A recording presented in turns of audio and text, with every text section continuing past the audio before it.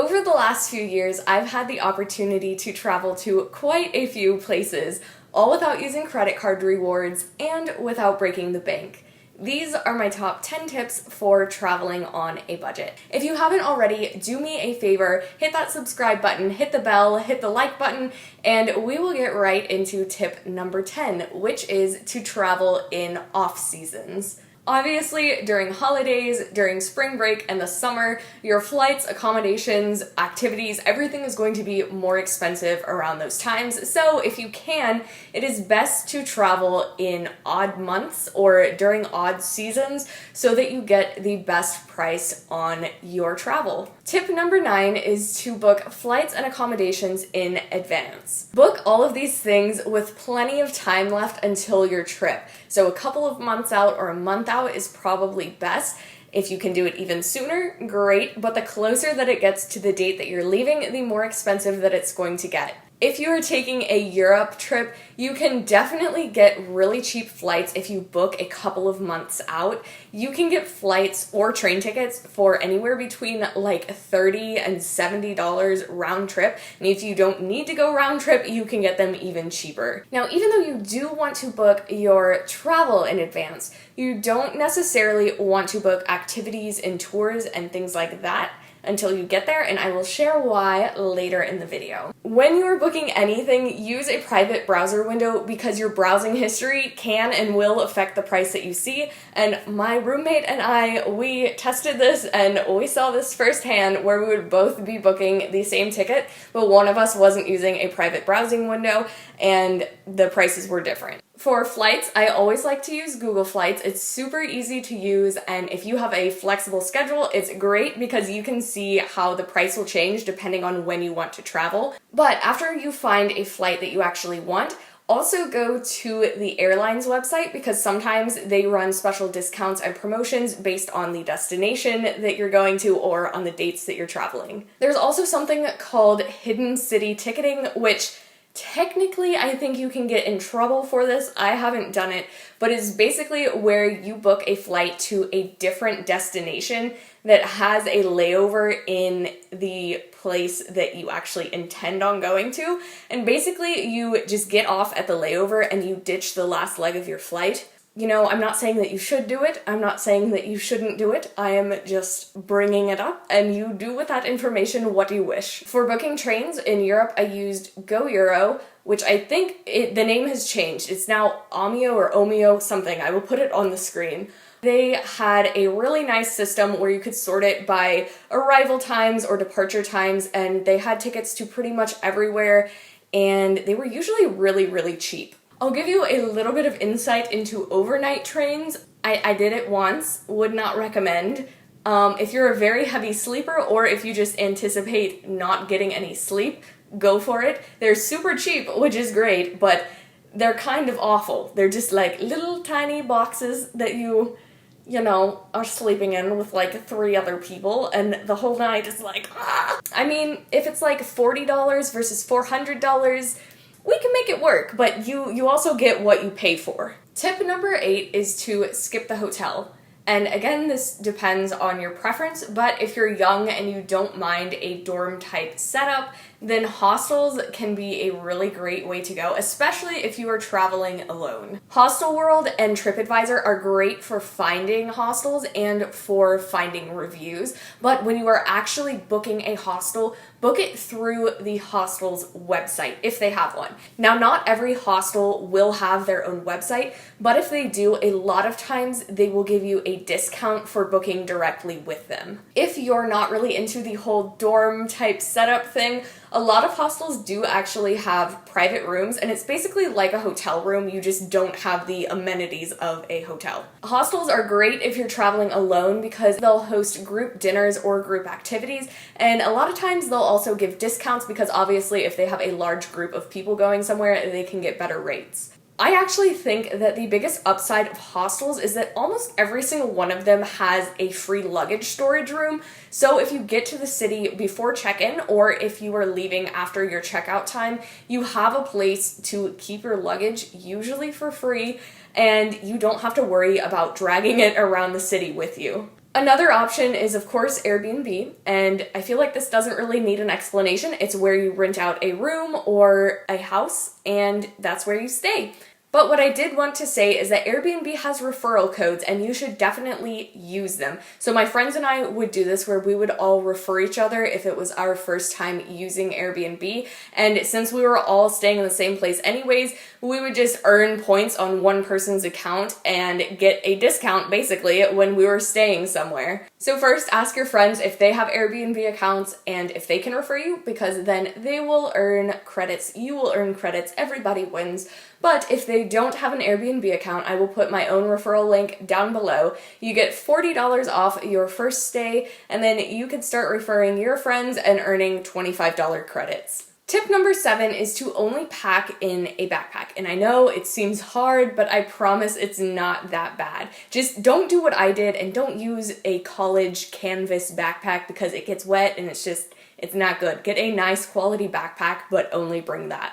With a lot of budget airlines and European airlines as well, they'll have really cheap flights, but then if you want to bring more than just a carry-on item, they'll charge you like $70 for it. So, it makes it cheaper if you're only traveling in a backpack, then you don't have to pay for luggage each way. To pack light, just bring like half of the clothes that you think that you need, because as long as your hostel or your hotel has laundry facilities that you can use, it's usually only like $1 or $2 to do a load of laundry. And again, I think that is more worth it than paying $70 to bring on a massive bag onto the plane. Also, when you only bring a backpack, you are less tempted to buy a bunch of junky little souvenirs that'll get thrown away anyways. So just, pack light, keep it light, don't go filling up another suitcase with souvenirs.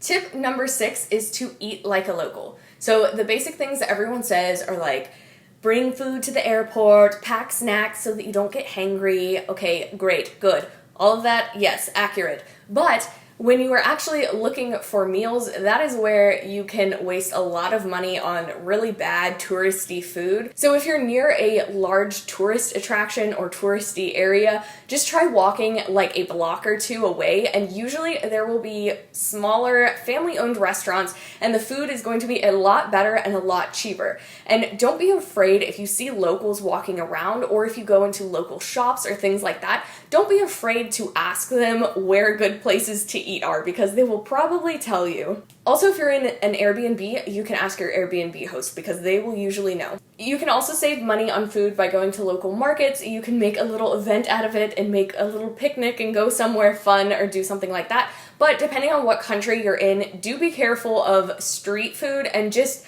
use common sense, and also look up what other travelers recommend for the region that you are in, because getting sick in a foreign country is not fun. Number 5 is to walk or take public transportation. Walking is going to be the cheapest option, but not necessarily the fastest. As long as you have a route though and you know the general areas that you want to be in, it's definitely doable, and I'd recommend it because you see a lot more of the city that way. A lot of cities will also have rental bikes, which are also a great option, but by bikes, I mean like bikes that you physically pedal. If you have never driven a moped, a foreign country is not the place to try it. Stick to your traditional, pedaling bikes, though, yes, please. Depending on where you go, walking or biking may not be the best option, or it may just not be feasible at all. So in that case, you want to look into what public transportation options are available. Passes for trains, buses, ferries, boats, all of those, it's usually going to be cheaper than using a ride-sharing app. And depending on what city you go to, they'll usually have different options available at different prices depending on what you need. In London, they have the Oyster card, which works on buses and trains. And you basically just put a certain dollar amount on there, and then each time that you ride on public transportation, it deducts that amount from your card. In Venice, they have water bus passes, and you can get different ones depending on the length of your stay. So I think they have 24-hour ones, 72-hour ones, and then week-long ones. And the longer it is, the less it costs per day, so just get whichever one makes sense for the length of your stay. Number 4 is to find deals on activities and attractions. So bringing this back to what I said earlier, you may want to wait until you actually get there to book any activities because you can usually negotiate the price down. Now, if there's something that you really want to see or that might be sold out, go ahead and just book it beforehand so that you don't miss out on it.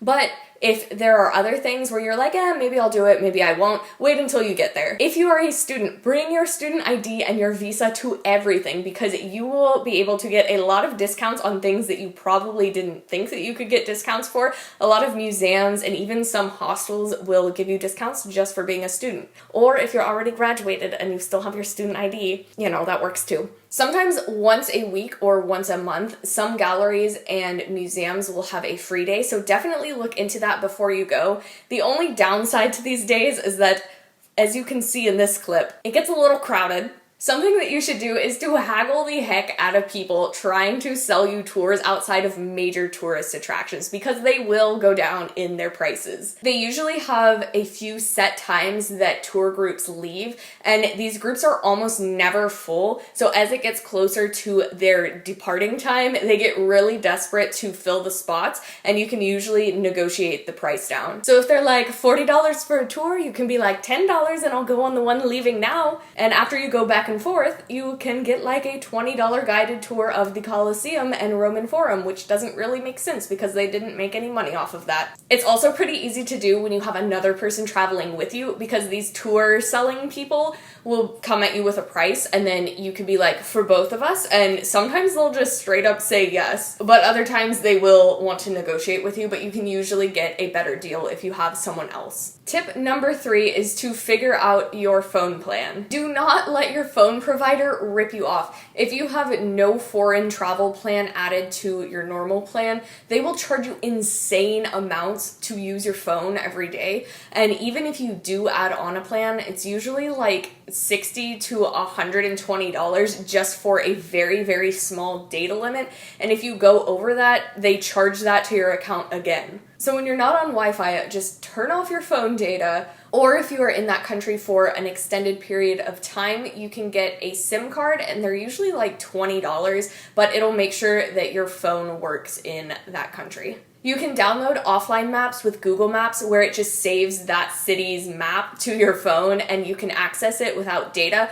You won't be able to get directions, but you can always see where you are. It has the little blue "you are here" dot, and then it also shows the little directional field so that you know like which way you're facing and which way you're going. Number 2 is to understand your credit card and your bank fees. Credit cards, debit cards, and banks will charge you a foreign transaction fee just for using their service in another country, and usually that fee is somewhere around 3%, which doesn't sound like much, but if you are traveling, especially for an extended period of time, those costs can really start to add up. So look up your cards, look up your banks, and make sure you know who charges what. Now for credit cards and debit cards, you want to get a card that has no foreign transaction fees. And for this, I would highly, highly recommend Capital One 360. I have used this card in 11 countries so far, and I've had 0 issues with it. It has no foreign transaction fees,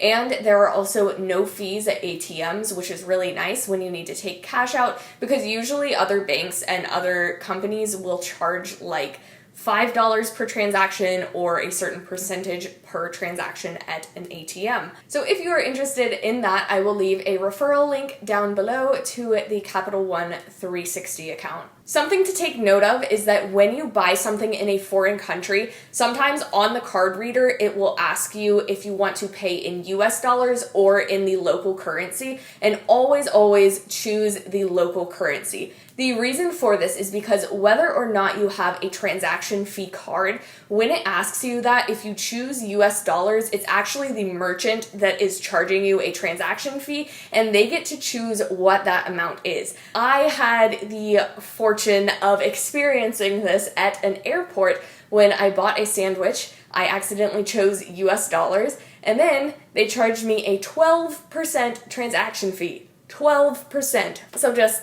avoid that.